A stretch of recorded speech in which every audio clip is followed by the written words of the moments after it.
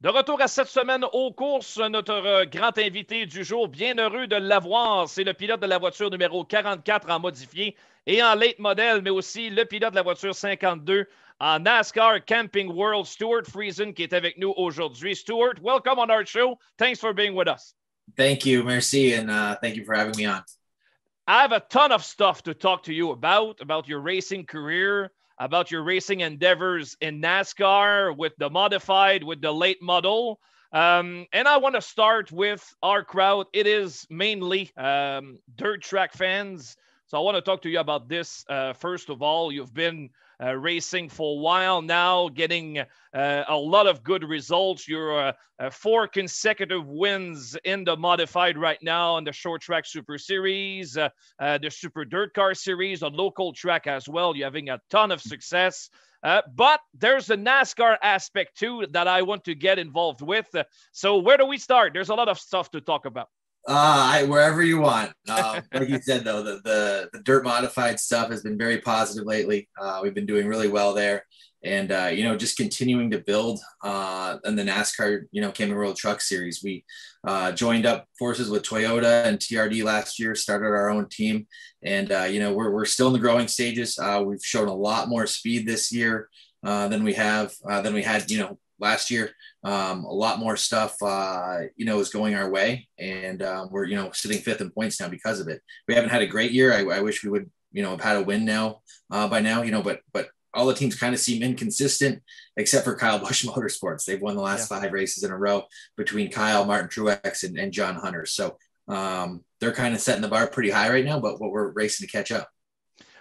So you're just telling us that you're having a lot of success this year with the truck. And even though that the dirt track event in Bristol was for you, maybe a subpar performance on dirt, but maybe people were expecting a win from you, but instead you're having more success on the pavement.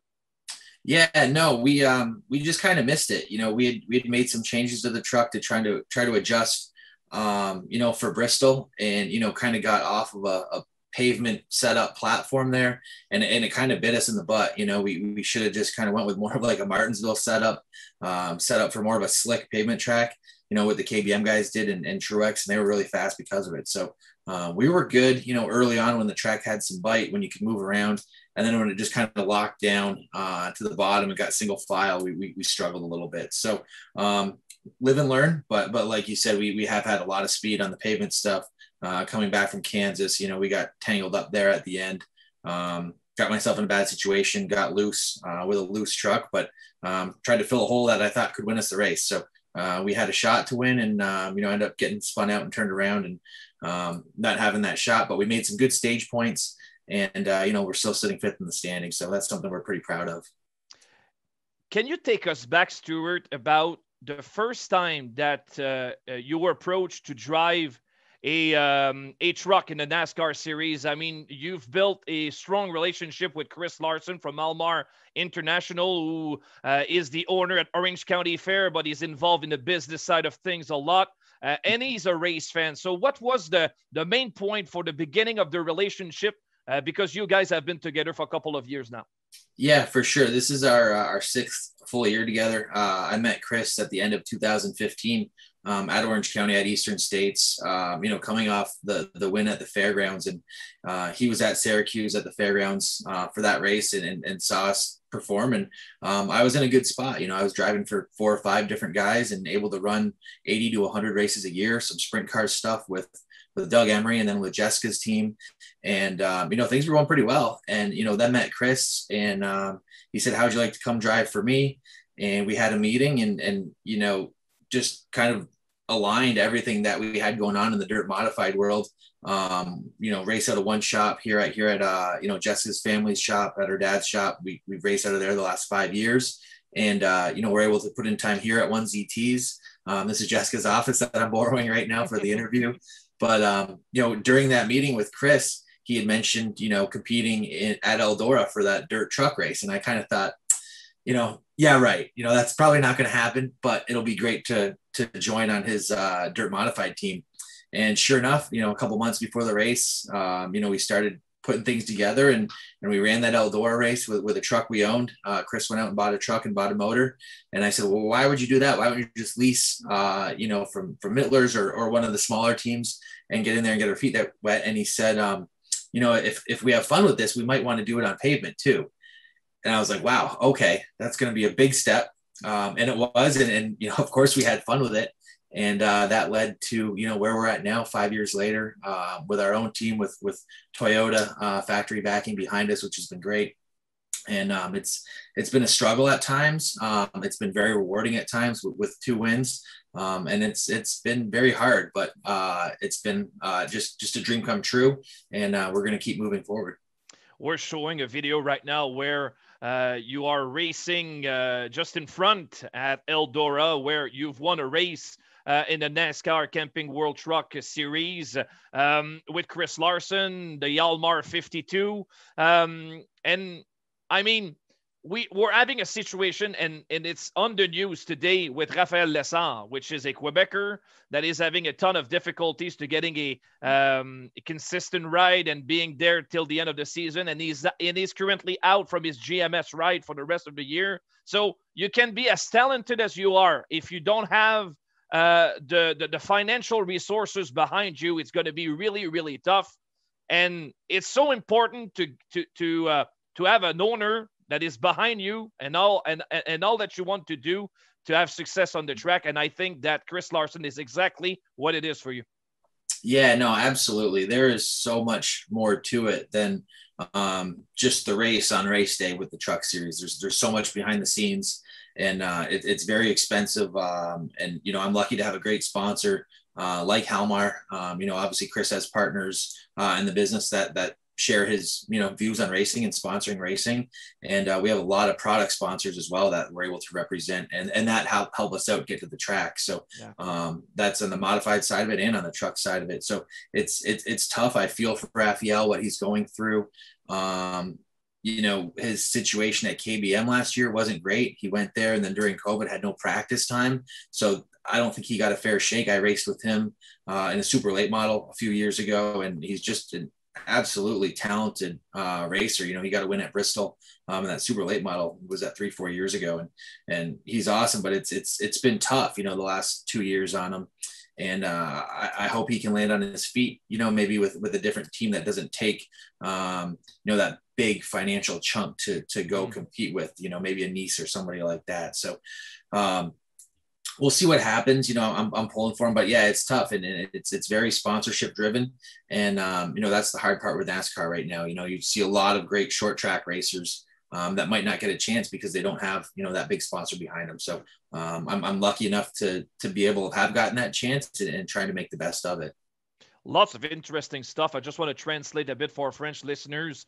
On parle de beaucoup de choses dans les dernières minutes avec Stuart, notamment au sujet de ses débuts en NASCAR pour l'écurie Halmar de Chris Larson, qui est un bailleur de fonds établi dans la construction dans l'État de New York depuis des années. Un amateur de course qui appuie Stuart depuis 6 ans maintenant. Beaucoup de succès présentement au 5e rang du championnat en NASCAR. On a fait le parallèle avec Raphaël Lessard qui se retrouve, on en parlait tantôt, sans volant pour le reste de la saison.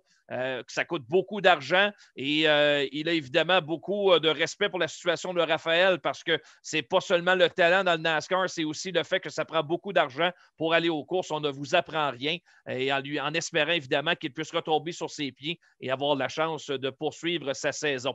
On the dirt track side of things, Stuart, you've been in a late model for a couple of times now, beginning the season in February in Florida. So you've been dipping your toes in the late model world right now. How comfortable are you after a couple of nights on the track with the late model? I've actually got really comfortable with it. It's been a lot of fun. Another part of motorsports that Chris and Halmar wanted to get involved with. He started looking at some of the purses that they pay in the late model world and said, we got to give this a shot. So we got hooked up with the guys at Longhorn, who Timmy McCready and Jonathan Davenport are kind of the factory drivers, the house drivers for. And we went to Florida, and without ever making a start, went to the highest level, Lucas Oil Series, and tried to qualify, missed a couple races. then was able to finally qualify for a race at Bubba at East Bay and run in the top 10. So, excuse me, the shows we have qualified for, we ran good. We've had 2 fifth places at Cherokee and a 4th at Lakeview in South Carolina. So it's been really, really fun. They're just an amazing machine to drive and to learn. And, we're going to enter in Eldora at the Dream in June with it. So we're going to bring it up to our shop here in New York, hopefully test with it a couple times, maybe at Fonda, maybe at Utica Rome, close to home, and just try to learn some more stuff, get more hands-on with the shocks and springs, and, go try our hand at Eldora. So we'll see how that goes. But it's been really, really fun. To race at that level with those guys, get to know, JD and obviously I've known Timmy a long time, but to race with those guys and kind of be part of that team has been a lot of fun too. I don't want to take away about anything about the quality of competition in the modified, but I think in the late model is another level. The quality of competition. There's at least 30 drivers each and every day in the World of Outlaws, the Lucas Oil late model, in the big shows like the Dream that you just talked about, that can win a race. It's that quality of competition. So you didn't take away anything. You were going right at it against the best, the top-notch competition. No, absolutely. And there is, we unloaded at Alltech there in late January. And I thought, okay, cool. Maybe if there's 30 or 40 cars, we might have a shot to get in the show. Well, there was 76. And then we went from there to East Bay just to make more laps, and there was like 90 to 100 cars every night there. So it was tough.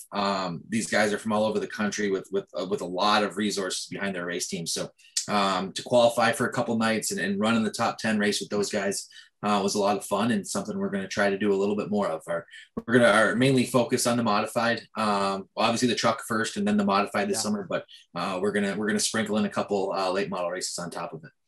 Are you the kind of driver that is looking ahead about the challenges? I mean, if you see that the competition is higher in the late model, would you be more favorable to go on that side of things, to just challenge yourself, to be forced to improve yourself and getting more results in the late model instead of going back to the modified where you've been a proven champion? Yeah, no, absolutely. I enjoy the challenge, and it's tough at times to kind of miss a modified race or whatever and run the late model. Fortunately, I haven't had to do that yet. It just kind of flowed with our Florida schedule. We did the late model. We went and ran the short track super series for a week, then filled in some more late model races, and then ended up at Volusia. So it really fit for our whole trip to Florida. Not traveling back and forth with, the COVID restrictions and all that stuff too. So we'll just try to keep filling in blanks and keeping the schedule as full as we can and keep racing with that. I think a lot of the things I learned racing the late model and competing with that has helped on the modified end of it. Now that we're mainly coilovers and the whole short rod setup is kind of similar to the 4-length late model deal. And I think there's some stuff that I've been able to learn from that to apply to the modified. So I think both kind of help each other now. If the temperature is favorable, do you expect maybe 100 race nights this year or something approaching the 100 mark?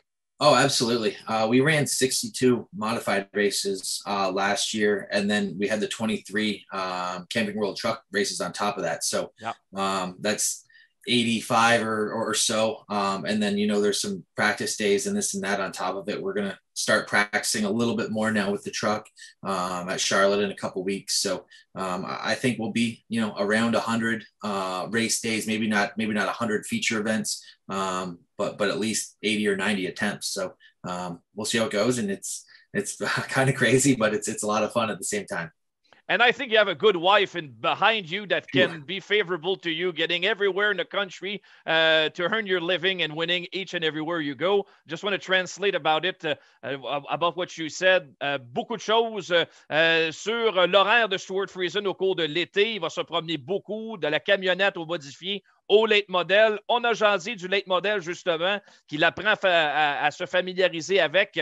Ça a commencé à East Bay dans une excellente compétition, près d'une centaine de voitures par soir. C'était pas toujours facile de qualifier, mais il a été capable de le faire à quelques occasions. Il y a déjà 2 top 5 cette année lors de certaines sorties en late model. Mais évidemment, le modifié demeure une de ses priorités. Là où il connaît beaucoup de succès, mais regarde de l'avant pour en faire encore plus avec le late model. Il aime le comportement de la voiture, à quel point point c'est plaisant de conduire ce bolide et de se confronter aux meilleurs de la discipline. I want to talk about Jessica, your wife, who's well known in Quebec. She was a full-time Empire Super Sprints driver a couple of years ago. She was a regular when these events were presented in Quebec. So she's at least as popular as you can be in the province of Quebec. So we would be really favorable to see her eventually. I don't know if it can be possible, but see her getting back behind the wheel in our province in the next few years.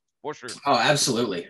We've kind of restarted Jessica, or she's restarted back into the modified division the last couple of years. We've got out of the sprint car stuff and are concentrating on modifieds. And she's been running Fonda and some other races. Had a top 5 at Fonda Saturday night while I was at Kansas. So she's been running really good.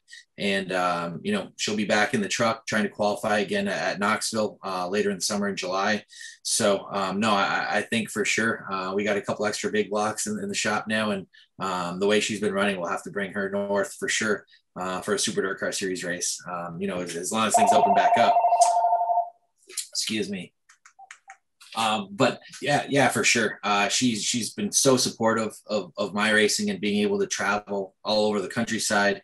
And, she's top notch, I never have to explain going to a race. It's our life. It's her life. And I'm just fortunate to be able to spend it with her and have her as a teammate on both sides of the track. And she's absolutely not an afterthought when there's a race going on. I was watching the highlights in Fonda again this weekend where you were not taking part of the program, but she was there and she was so close from a podium finish. So she's really, really competitive. And for a lady that doesn't have a lot of experience behind a modified, she's a sprint car driver, but she's been really, really impressive the last couple of years.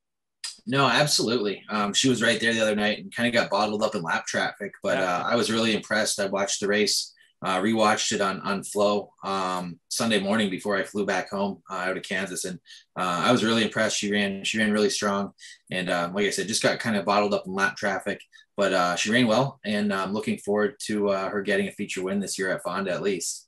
I think she will be able to do it. I'm pretty so. confident. Yeah, I hope she's so. getting close to it. Yes, you just absolutely. broached a subject that I really want to get involved with about the accessibility of race events on dirt.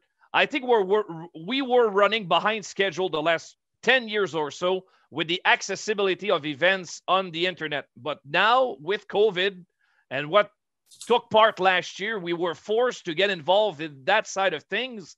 And if there's just one thing that we can take back from COVID as on the positive side is maybe the way that racetracks are now pretty much all available on the World Wide Web. And I think it's a really good thing to watch a Stuart Friesen or watch a Raphaël Lessard or whatever drivers that we like. We can watch them everywhere right now.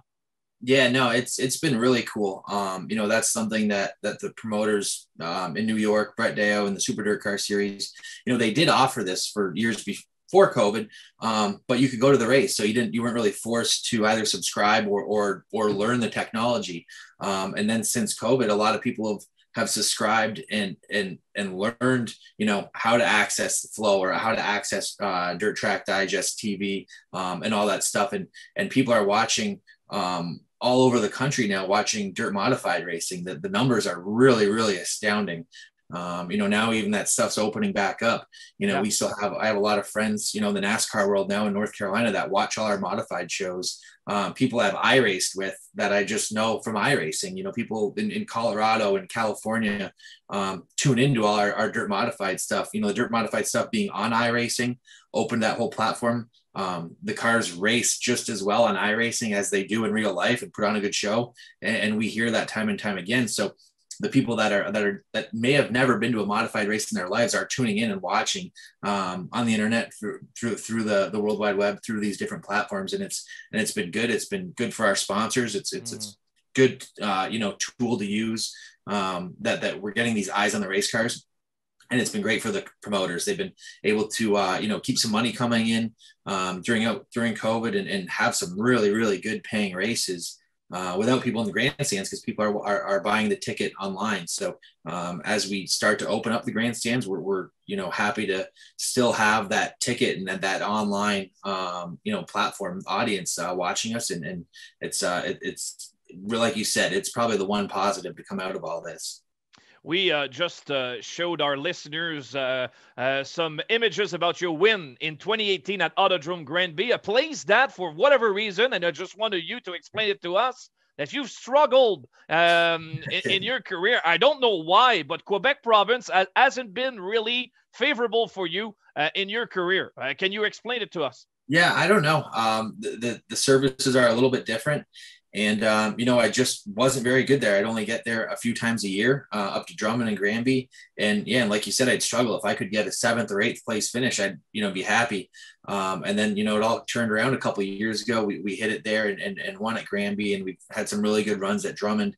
And that was like the weight of the world getting lifted off my shoulders to win, in our home country audience for all the Canadian race fans and all our French race fans in Quebec. It was really, really cool. It was awesome with that big crowd that was there, and one of the biggest wins of my career for sure. I was on the track talking to you after the race as an announcer, and you can tell that you were genuinely happy about your win. Like there was a weight lifted off your shoulders because you struggled that much in Quebec. And I was kind of surprised because you're used to win. I mean, this is not something that happens for you only 5 times a season. You've been winning a lot, but winning in Quebec took a special place for you because you have a lot of fans. Yeah, no, absolutely. It was great to finally get a win in Quebec, and like I said, hopefully things open back up, and we can add a couple more to that. And I don't think if we have the Super Dirt Car series this year, I don't think it's going to happen, but I don't know. We're crossing our fingers, but is it an event that is going to be on your schedule at the end of July? Absolutely. All the Super Dirt Car stuff is on the schedule right now and on our plate, and we're just kind of taking it as we come. Before COVID, I'd have a whole master calendar and have the whole summer planned out and know we were going to attempt 80 races or 90 races or whatever it was. And then when COVID happened, it was weird because we just kind of had to take that schedule and throw it in the garbage, and then started going week to week. We didn't know what truck races were going to come up. We ended up going to Louisiana with the modified. We were in South Carolina with the modified. And then the whole summer just kind of pieced itself in last year, and it ended up being 62 modified races and a full Camping World truck schedule with a 2-month break, which was kind of weird. But, this year we're taking it as it comes again. We're hopeful that the border opens up. Like you said, I'm not sure, if I had to bet, I would say no at this point, just with everything going on. But when it does, we'll be there for sure. Stuart qui nous parle de ses projets au cours des prochaines semaines. Évidemment, parler de son passage au Québec, un endroit où il a toujours eu des problèmes à gagner. Et on lui a rappelé sa victoire en 2018 à Granby, où il était tellement content de l'avoir fait. C'est un poids sur ses épaules qui est tombé. Il était vraiment, vraiment content. Une de ses plus grosses victoires en carrière, nous a-t-il dit. Et il espère être chez nous si jamais les courses gros blocs du mois de juillet peuvent être présentées. Il sera présent si jamais c'est possible de le faire. On a parlé ici aussi de son épouse Jessica, qui connaît beaucoup de succès au volant de sa voiture modifiée à Fonda, terminée 4e lors du dernier week-end. Et elle aussi aimerait un jour ou l'autre revenir revoir ses amateurs au Québec. Elle qui a connu beaucoup de succès aussi avec Empire Super Sprints par les années passées. I would want to end the interview with you, Stuart, about your racing future. A pretty general question, but where do you foresee yourself in 10 years or so? That's a good question. That's tough. Hopefully, still competitive. I'm 37 years old now. I feel like I'm in the best shape of my life, even more than I was at 27. So I work out a little bit. I eat a lot more healthier than I did. And I feel good. So hopefully this keeps rolling. I'd love to still have a NASCAR involvement in 10 years from now. I'm not sure if that's even possible, but you look at guys like Harvick and stuff that are still getting it done, into their 40s. So I'm hopeful for that. And, I'll always be a modified racer. So I think the state of modified racing is good right now. It's healthy. It's growing actually. And I look forward to being a part of that for the next 10 years. So you don't see yourself throwing away your dirt side of things. You're always going to be a dirt track guy. Absolutely. Yeah, that I can say for sure that'll never happen. Oh, you're pretty young on that picture. We're getting I back see at that least one. 10 years ago. This is That's at Shane least 10 Andrews. years ago. Shane Andrews calling the race on the track. This is at Autodrome Granby. I think it's in 2008. So it's been a while. Yes. Yeah, for sure. I've a lot of experience, and I think that's kind of due to the success now. Being able to bounce around. I've driven for a lot of excellent race teams over the years that gave me an opportunity, and I learned from all that, and then now we're kind of putting that to work. I was looking at Kyle Larson's results last year with the sprint car. How exceptional this season was last year with everything that went on for him, but the good thing is people were watching what he was doing on dirt track. So I think he's a great ambassador for you guys who are having success on dirt track, but can be as good as you are on the pavement as well. Yeah, for sure. Kyle coming back and running all those outlaw races and winning them just showed that he didn't, miss a beat. And, he's been doing that this year. He's been running more late model stuff, which is cool. And, bringing a lot of the exposure that NASCAR gets to, the dirt track world. So it's exciting time for dirt racing, and it's, just exciting to be a part of all of that. Stuart Friesen, thank you very much. I would have a lot more questions for you, but it's going to be for next time.